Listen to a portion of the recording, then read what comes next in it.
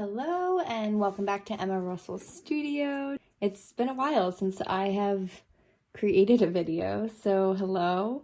I am glad you're back. Thank you if you're here to watch this, to paint some really fun, warm Christmas color palettes with this Christmas tree we're going to paint today. I took a little break. I've been pretty busy with work, with commissions, and so making videos has fallen to the bottom of my list, but I wanted to come back and bring some Christmas warmth before the end of the year. So we are starting out with watercolor paper. I actually received this as a gift last year. It's Paul Rubens. And since it was a gift, not all of the information is on this box. I might have actually thrown it away, but I believe it's 50% cotton watercolor paper. I'm not sure if it's cold pressed or hot pressed, but I do know that I love it. I have created some illustrations with it and some Christmas cards. So if you need to make a last minute Christmas card or you just want to paint something festive and Christmassy, this would be really great to use if you have it on hand, if you can get it quickly, or if you just cut down a sheet of paper. It's about 5 by 7, but we are going to be using these colors. I have sap green, alizarin crimson, cadmium-free red, and transparent orange, which is actually really new to my watercolor palette. I got it for my birthday back in November, and I've been wanting to buy an orange for a while and just never got to it. And I know you can mix red and yellow, but it just wasn't doing it for me. It wasn't giving me this exact orange that I needed. So if you feel the same way, go grab it. But I made a little kind of color palette swatch that we're going to be referencing. So we're going to use alizarin crimson. It's going to be like this, a little watery. We're going to mix alizarin crimson with cadmium-free red. We're going to just use some cadmium-free red. And then that's more of the ornament section of the tree. Then for the tree itself, you can use a burnt sienna if you want, if that's all you have. But I found out that sage green mixed with the transparent orange makes this really nice light brown woodsy kind of color. And then sage green, of course, I think is just a really nice muted green if you don't want something super stark. So we're just going to set that here with it. Grab your clean water. Got mine right here. And grab your paints. And the brushes that we are using are the number 6 round brush from Princeton Heritage, and then I also have the number 3. So we're going to be using the 6 for the majority of the tree, 3 for some details, and let's get started. So I want to get my brush really wet first. I'm going to start with some sap green. Now I have this little very cute shell dish I found at Target. It's I don't know what I'll use it for, but it is adorable and I need to grab it, and I knew that eventually it would just be for paint. And so all you need is really a little bit of the sap green.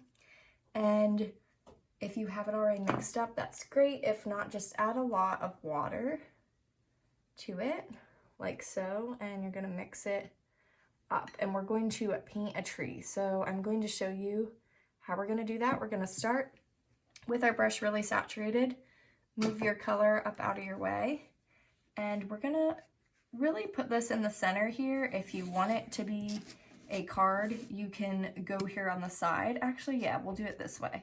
So we're just gonna pretend that this left half doesn't exist. Go here on the right and start about a quarter way down. We're going to point our brush, have it at about a 45-degree angle, and off to the right, and you're going to press and lift. And so that's the left side of the upper half of the Christmas tree. And we're going to do just that on the right. Press and lift. And you can see it kind of makes your little branches that fan out, and you can add a little touch to that. And we're going to keep doing that. So 2 more times over here. 1, 2, and 2 more over here. So make sure you got your angle, and you're just going to go out a little bit more on this second part. So down, and then 1 more time. If you need some more green, grab that, and you've made this cute little tree.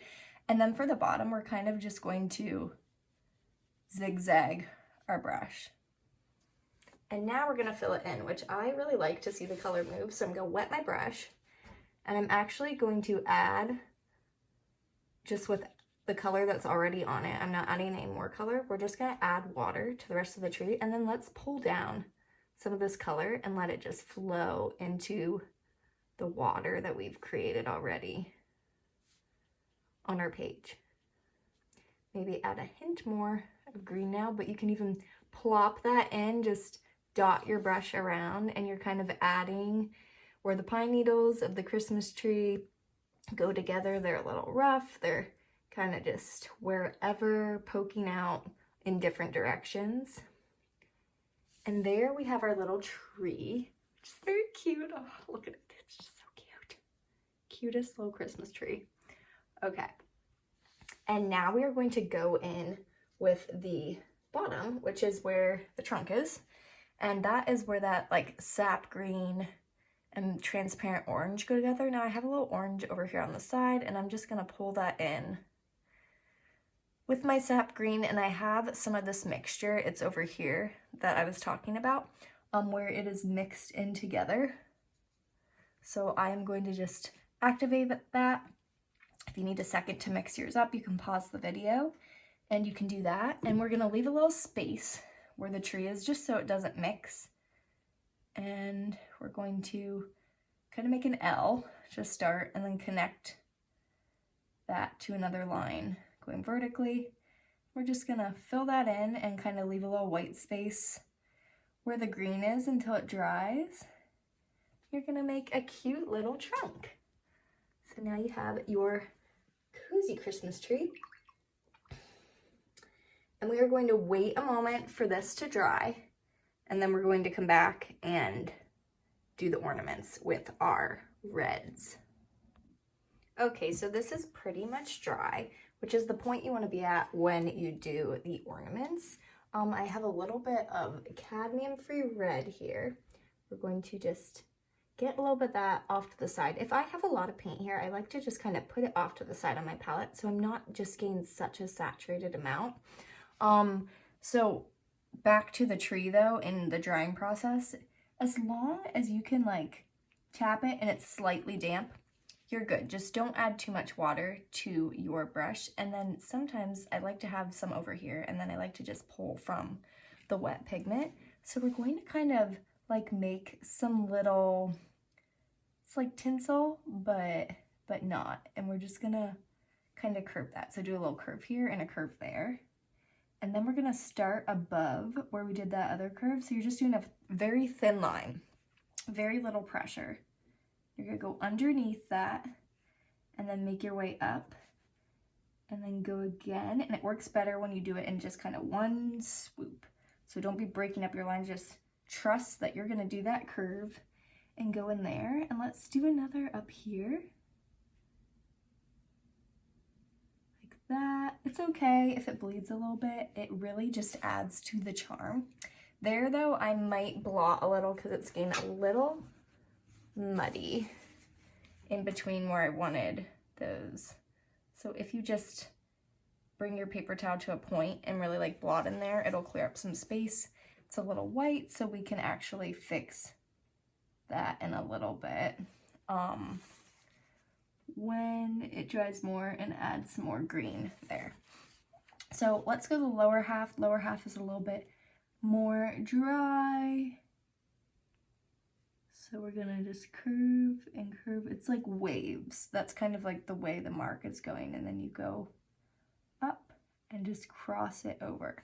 Just adding some really pretty elements. Now let's dip into kind of that other red that I mixed up. So we have the alizarin crimson and cadmium free red. So I have alizarin crimson over here away, and I'm gonna mix it with that cadmium free red that I pulled out. So it's kind of adding like a rust color, and we're gonna do little bulb ornaments. So just make little circles and just randomly place them on your tree.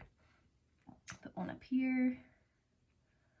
Oh, and we're gonna have to do a star, so that's not really gonna be that exact color palette, but sometimes if you have your whole color palette and then you add one element that's different, I always feel like that's fine. It's just this little touch. Put one up here.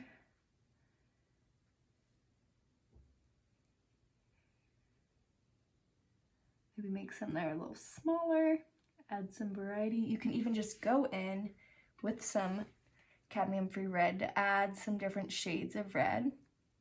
You know, you have your Christmas tree and you probably don't have all of your ornaments looking the same. So it's kind of like that. You're just adding some mixture in. You know, you don't always want to hang the two red ornaments next to each other. You might want to put a white one or a silver one or another shade of red in between. So that is what we're going to do now.